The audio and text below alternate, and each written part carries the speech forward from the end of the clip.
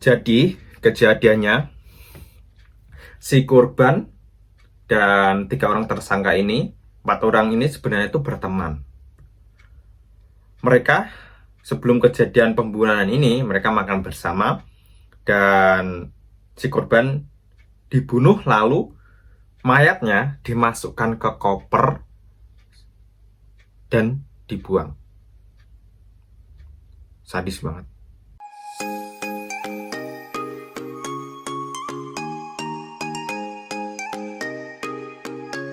Konnichiwa minasang, selamat datang lagi di channel EDW ini, channelnya Kensuse dan X Magang. Oke, minasang, di video kali ini seperti yang di judul, aku akan ngebahas tentang kronologi kejadian kasus ini ya, kasus yang menghebohkan seantero Jepang dan Indonesia tentunya.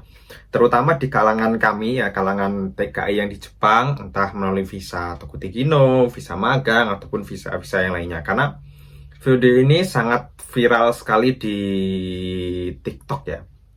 Ya, untuk video ini atau berita ini tuh hebohnya karena naik dari salah satu Twitteran, apa itu namanya, kok Twitteran, tweetan di Twitter ya, dari salah satu seorang yang di sini, terus jadi gempar deh. Dan berita ini juga udah masuk ke artikel-artikel di Indonesia ya, karena ya sangat menghebohkan sekali pokoknya. Jadi di video kali ini aku akan ngebahas tentang kronologinya. Sekarang aku akan membaca dulu artikel yang resmi dibuat oleh NHK Jepang ya. Ini itu akun resmi, jadi untuk isinya bisa dipastikan dengan kebenaran. Jadi judul artikelnya, Kepolisian Jepang tahan 3 WNI atas dugaan membuang mayat ya, untuk judulnya itu ya. Terus Kepolisian Jepang menahan 3 warga negara Indonesia atas dugaan membuang mayat seorang pria di Provinsi Fukushima bulan lalu. Ngeri. Pihak kepolisian bulan lalu menerima laporan bahwa seorang pria Indonesia yang berusia 20-an tahun, warga kota Konosu di Provinsi Saitama, sebelah utara Tokyo, tidak diketahui keberadaannya selama sekitar 2 tahun. Nah, jadi kejadian pembunuhannya ini sudah dilakukan 2 tahun yang lalu dan baru terbongkar akhir-akhir ini ya. Setelah menyelidiki kasus itu, polisi melakukan pencarian di wilayah pegunungan di kota Ono, Fukushima, dan menemukan mayat di dalam koper di sebuah ladang. Mereka menduga mayat tersebut adalah pria yang hilang itu. Kepolisian pada Selasa 18 April 2023 menahan 3 tersangka. Mereka tinggal di kota yang sama dengan pria yang hilang tersebut. Nah, jadi di Saitama ya tinggalnya. Sejauh ini kepolisian telah menemukan bahwa pria itu hilang pada Desember 2021 setelah makan bersama dengan ketiga tersangka. Kepolisian juga mengatakan terdapat luka di kepala mayat tersebut. Pihak kepolisian tidak mengungkap apakah ketiga tersangka mengakui atau membantah tuduhan itu. Nah, jadi untuk proses hukumnya masih berjalan ya untuk saat ini. Jadi kita tunggu aja informasi selanjutnya mengenai kasus ini. Bentar ya. Jadi kita tunggu aja kabar selanjutnya mengenai kelanjutan kasus ini. Terus untuk kronologi kejadiannya tadi yang aku baca, ya memang tersangkanya ada 3 ya, 2 orang laki-laki dan 1 orang perempuan.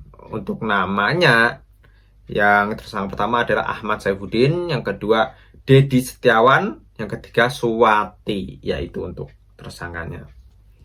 Terus untuk kronologi yang tadi sudah dijelaskan bahwa setelah makan malam ya, jadi kejadiannya itu 4 orang ini ya, termasuk korban ini ya, mereka itu katanya berteman. Terus entah kenapa bisa terjadi ya, mungkin ada permasalahan yang terjadi di antara mereka ya, karena ya namanya juga circle pertemanan, pasti ada permasalahan yang mungkin tidak bisa diselesaikan dengan kata-kata, jadi diselesaikan dengan ini.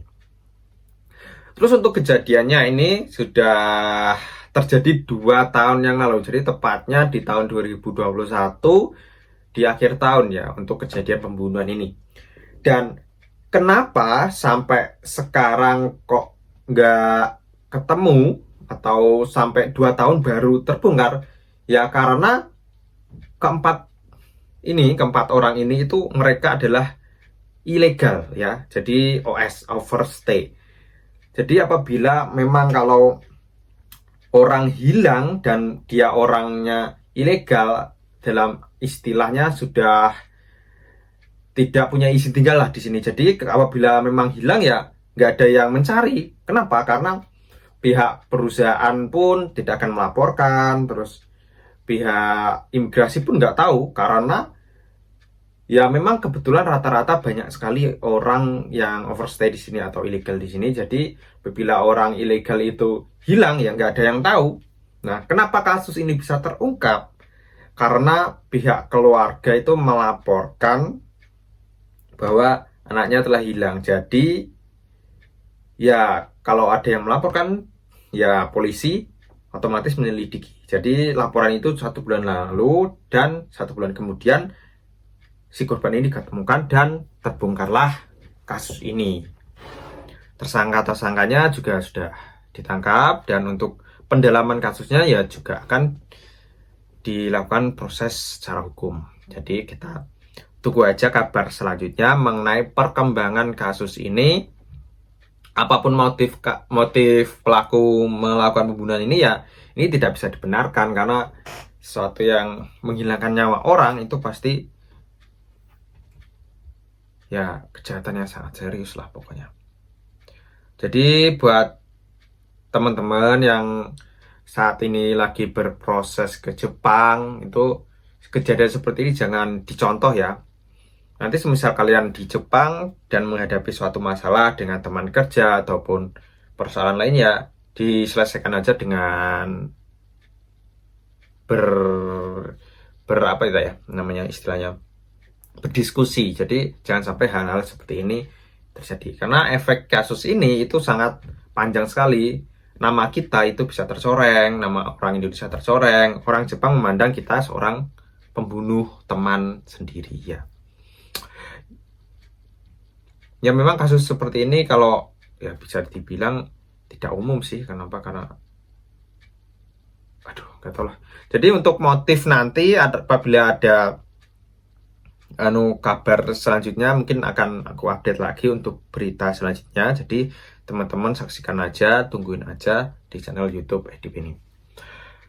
Nah, buat teman-teman yang baru nemuin channel YouTubeku, di sini aku akan informasikan bahwa channelku ini adalah channel suka duka seorang pekerja yang di Jepang. Jadi aku akan menceritakan entah dari berita, entah keseharian TKI, ataupun yang lagi viral-viral di Jepang akan aku update di channel YouTube ini. Jadi buat teman-teman yang tertarik dengan dunia perjepangan, silahkan di subscribe channel YouTubeku, dan jangan lupa untuk nyalakan notifikasinya setelah subscribe.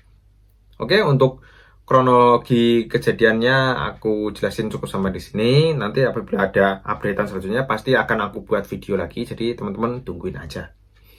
Terus aku juga mau ngajak teman-teman yang nonton video ini, mari kita berdoa bareng-bareng. Mudah-mudahan keluarga korban diberi ketabahan dan korban tersendiri mudah-mudahan tenang di sisinya, karena kejadian ini sudah terbongkar. Ya semoga tenang di alam sana. Oke, videonya aku akhiri. Minta kurang harga tuh. See you the next video.